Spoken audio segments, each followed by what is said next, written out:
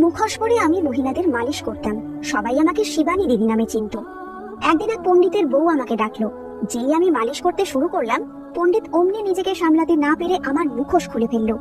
এরপর যা হলো, আমার নাম হলো শিবানী। আমি 4 বোনের একমাত্র ভাই ছিলাম। অল্প বয়স থেকেই বোনেদের সাথে থাকার কারণে আর একসাথে বড় হওয়ার কারণে আমি মেয়েদের মতো হয়ে গিয়েছিলাম। আমার বাবার মৃত্যু হয়েছিল আর আমার মা চাকরি করত। এজন্য আমি আর আমার বোনেরা সারা দিন ঘরে থাকতাম। বোনেদের সাথে সাথে সারাটা দিন থাকার কারণে আমার ওঠা বসা চলাফেরা সবকিছু মেয়েদের মতোই হয়ে গিয়েছিল। আর ভগবানও যেন আমাকে অল্প একটু মেয়েদের মতোই বানিয়েছিলেন। আর কিছু আমারও ভুল ছিল। আমি একটু বেটে হয়ে জন্মেছিলাম। আমার বোন মজা করে আমাকে মেয়েদের জামা কাপড় পরিয়ে দিত আর চোখে কাজল লাগিয়ে দিত। আমি ওদের সাথে গানের সুরে মেয়েদের মতো করেই নাচতাম। মা আমাকে আমার বোনেদের সাথে এরকম মেয়ে সেজে থাকতে দেখলে খুব বকাবকি করত। আমি মায়ের কথা শুনতাম না, আর আমার বোনেরাও মায়ের কথা শুনতো না। আমাদের তো খেলার বয়স ছিল। প্রথম প্রথম বাইরের লোকেরা কেউ এই ব্যাপারটা অতটা লক্ষ্য করেনি। কিন্তু যত সময় এগোতে লাগলো, ততই আমি বড় হতে লাগলাম। আর সবার যেন মনে হতে লাগলো যে আমায় যেন শিবানীর থেকে বেশি শিবানী বলে মনে হয়। আমরা যখন স্কুলে ভর্তি হলাম, তখন আমাকে দেখে সবাই মজা করত। সব ছেলেরা আমাকে মেয়ে বলে বিরক্ত করত। বাড়িতে কোনো অনুষ্ঠান হলে আমার নাচ দেখতে সবার খুব মজা লাগতো। সবাই আমাকে মেয়েদের গানে নাচতে বলতো। আমিও খুব খুশি হয়ে যেতাম আর মেয়েদের মতো নাচতে থাকতাম। আর সবাই খুব আনন্দ করে সিটি বাজাতো আর শেষ দিত। আমার পেছনে সবাই আমাকে নিয়ে মজা আর ঠাট্টা করত। মায়ের এই ব্যাপারটা একদম পছন্দ ছিল না। মা যে কোনো বিয়ে বাড়িতে যাওয়ার আগে আমাকে বকা দিত আর বোঝাতো যে যেন আমি বিয়ে বাড়িতে গিয়ে না নাচানাচি করি আর চুপচাপ একটা কোণে যেন বসে থাকি। কিন্তু সবাই মজা করে জোর করে আমার হাত ধরে টেনে নিয়ে গিয়ে আমাকে নাচাতো। স্টেজে যখনই গান বাজতো তখনই আমার পা যেন নাচের জন্য ব্যাকুল হয়ে উঠতো। আর এভাবেই আস্তে আস্তে দিন কাটতে লাগলো। আমার বোনেদের ওই ব্যাপারটা খুব খারাপ লাগতে লাগলো। যে জায়গাতেই আমি এরকম নাচ করতাম, আমাকে সব ছেলেরা বাজে চোখে দেখতো। মা তো প্রথমে পুরোপুরি এর বিরুদ্ধে ছিল। আর একবার হলো কি, একটি বিয়ে বাড়িতে আমাকে কেউ একজন শিবানী দিদি বলে ডাকলো। তারপর আর কি, ওর দেখা দেখি আমাকে সবাই ওখানে শিবানী দিদি বলতে লাগলো। যখন আমি 13-14 বছরের ছিলাম, তখন এতটাই সুন্দর ছিলাম যে যে কেউ আমাকে দেখলে দেখতেই থাকতো। কিন্তু আমার সৌন্দর্য কোথাও না কোথাও মেয়েদের মতোই ছিল। আমার চেহারা ছিল সুন্দর, মেয়েদের মতো দেখতে, আর চোখগুলো ছিল বড় বড়। গ্রামের ছেলেরা আমাকে বিরক্ত করতে লাগলো যখন আমি ঘর থেকে বের হতাম। তারা আমার পেছনে পেছনে এমন ভাবে হাঁটতো যেন আমি কোনো মেয়ে। আমার পিসির ছেলে আমার সাথে একবার খারাপ কিছু করার চেষ্টা করেছিল। আর যখন এই ব্যাপারটা আমি মাকে বললাম, মা আমাকেই মারলো আর ঘর থেকে বের হওয়া বন্ধ করে দিল। আমার জন্য আমার বোনেদের সম্বন্ধ আসাতে অসুবিধা হতে লাগলো। যেই সম্বন্ধ নিয়ে আসতো তারই মনে হতো যে আমাদের বাড়িতে 4টে নয় 5টা মেয়ে আছে। আমার সৌন্দর্য যেন সবার চোখে খটকাতে লাগলো। আমার মা আমার জন্য চিন্তায় পড়ে গেল। আমি স্কুল যাওয়া ছেড়ে দিয়েছিলাম, কেননা আমি নিজে ছেলেদের কাছে বিরক্তের শিকার হতাম। একবার আমার বড় দিদির সম্বন্ধ এসেও তারা না করে দিল শুধু আমার জন্য। মা রেগে গিয়ে আমাকে ঘর থেকেই বের করে দিল। বলল, যতক্ষণ তুই আমার ঘরে আছিস ততক্ষণ আমার মেয়েদের বিয়ে হবে না। 15 বছর বয়সে এইভাবে বিনা সাহারায় আমি রাস্তায় দাঁড়িয়ে রইলাম। আর রাস্তায় আসা যাওয়া প্রত্যেকে আমাকে মেয়ে ভেবে ভেবে বিরক্ত করতে লাগলো।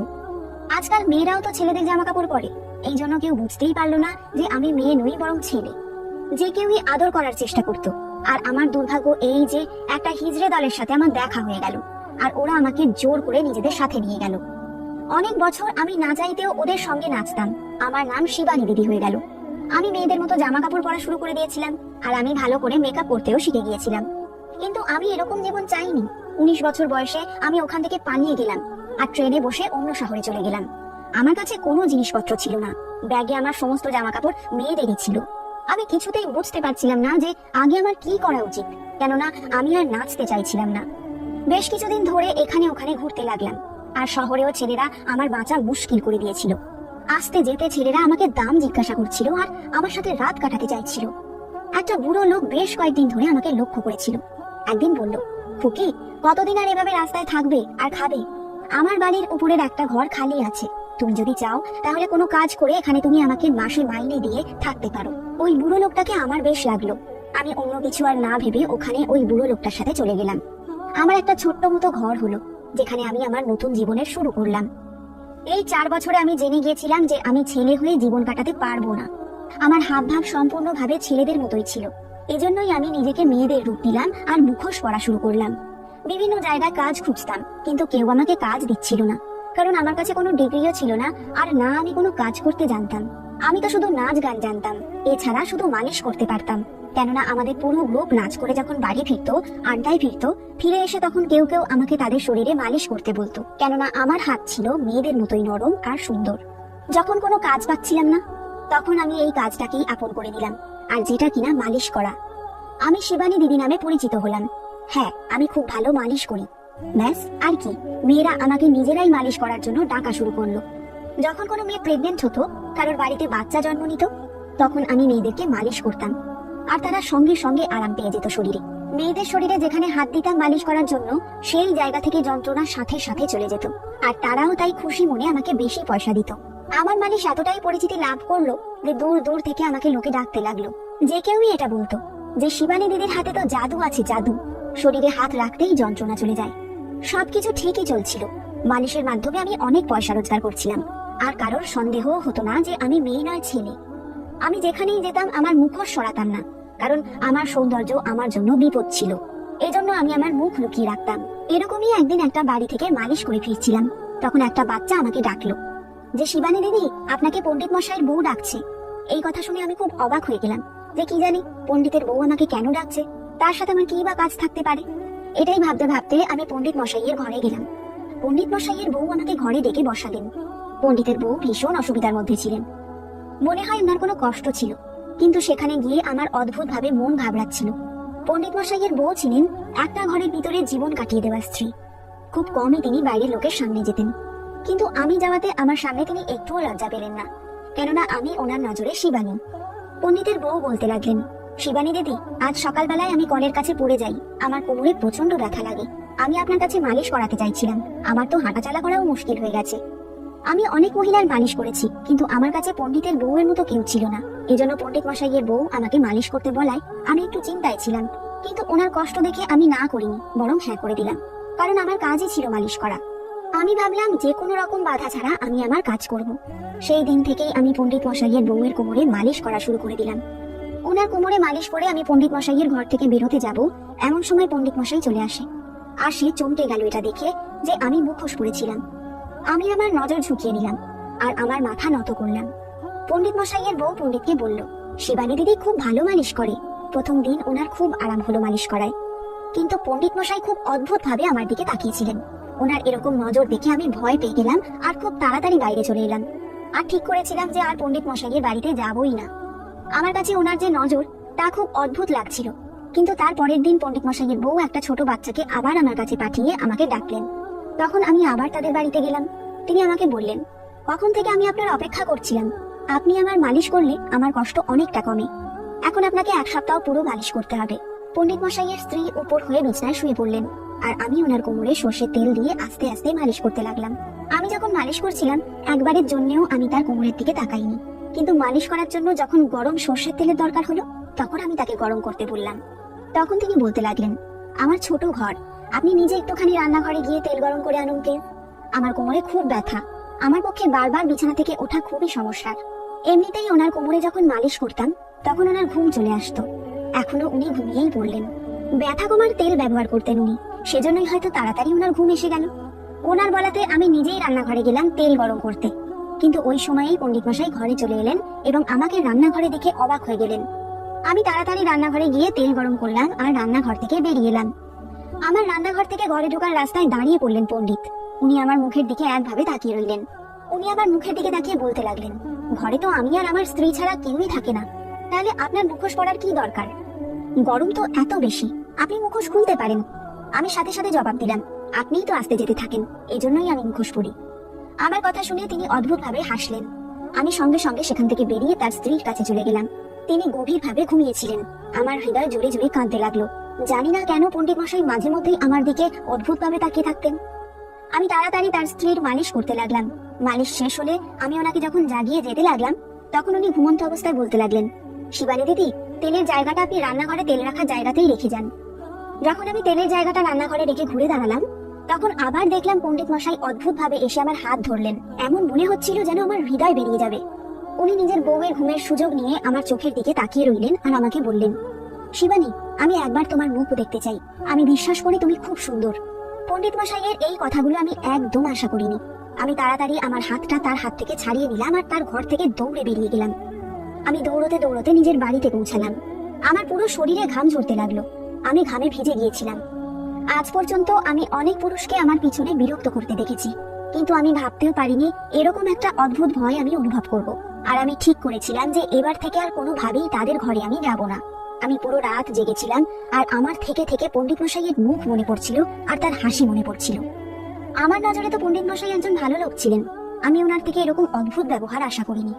কিন্তু পরের দিন আবার বাধ্য হয়ে তাদের ঘরে যেতে হলো, কেননা আমার টাকার দরকার ছিল। রেশন শেষ হয়ে গিয়েছিল, আর পণ্ডিত মশাইয়ের বউয়ের মালিশ করার জন্য অন্য কোনো বাড়িতে আমি মালিশ করতে যেতে পারিনি। আমি ঠিক করলাম যে আজকেই শেষ দিন। আমি পণ্ডিত মশাইয়ের বউয়ের কাছে নিজের পরিশ্রমের পয়সা নিয়ে আর কোনো দিন তার বাড়িতে যাব না। এটা ভেবেই আমি তাদের ঘরে ঢুকতে গেলাম। পণ্ডিত মশাইয়ের স্ত্রী আমাকে তার ঘরে নিয়ে গেলেন। এটা দেখে আমার যেন প্রাণ বেরিয়ে যাবে এমন অবস্থা হলো যে পণ্ডিত মশাই তো ওখানেই দাঁড়িয়েছিল। আমাকে বাধ্য হয়ে তাকে নমস্কার জানাতে হলো। আমি অপেক্ষা করতে লাগলাম যে কখন সে ঘরের বাইরে যাবে আর তার স্ত্রীর আমি মালিশ করব। কিন্তু পণ্ডিত মশাই আরাম করে ওখানেই বসে রইলেন। তার স্ত্রী বলতে লাগলেন, শুরু করে দাও, সে তো আমার বর। যেই আমি মালিশ শুরু করলাম, তার বউ অমনি গভীর ঘুমে ডুবে গেল, আর পণ্ডিত মশাই আমার দিকে অদ্ভুত ভাবে তাকিয়ে থাকতে লাগলো। মুখোশের ভিতর থেকে আমার মুখ যেন ওনার চোখে পড়ছিল। আমি তাড়াতাড়ি তার বউয়ের মালিশ করতে লাগলাম, আর পণ্ডিত মশাই পুরো একভাবে আমার দিকে তাকিয়ে বসেছিল। তেলের জায়গায় গরম তেল শেষ হলো। বাধ্য হয়ে আমি রান্নাঘরে গেলাম, আর আমার মুখোশ টেনে পণ্ডিত সরিয়ে দিল। এরকম অদ্ভুত ব্যবহার আমি আশা করিনি। আমি চমকে গেলাম। আমার মুখ দেখে পণ্ডিতের চোখ যেন খুলে আসার মতো অবস্থা। আমি মেকআপ করেছিলাম, আর আমাকে দেখতে খুবই সুন্দর লাগছিল। কিছুক্ষণ ধরে সে আমার মুখ এরকম ভাবেই দেখতে লাগলো। আমার হাত কাঁপতে লাগলো। যদি সে আমার সাথে কিছু বাজে করার চেষ্টা করে, তখন আমি বড় বিপদে পড়ে যাব। পণ্ডিত মশাই আমার যত কাছে আসতে লাগলো, আমার চোখে চোখ দিয়ে দেখতে লাগলো। আমি তো ভয়তে কেঁদেই ফেললাম। বললাম, আমাকে যেতে দিন, আমার উপর দয়া করুন। কিন্তু পণ্ডিত মশাই আমার উপর দয়া করলো না। এটা জেনে আপনারা অবাক হবেন, আর আপনাদের গায়ের রোম দাঁড়িয়ে যাবে যে সে আমার সাথে কি করেছিল। আধ ঘন্টা পর আমি পণ্ডিতের ঘর থেকে বেরিয়ে যাই। যাবার সময় সে আমার হাতে মালিশের টাকা ধরিয়ে দিয়েছিল।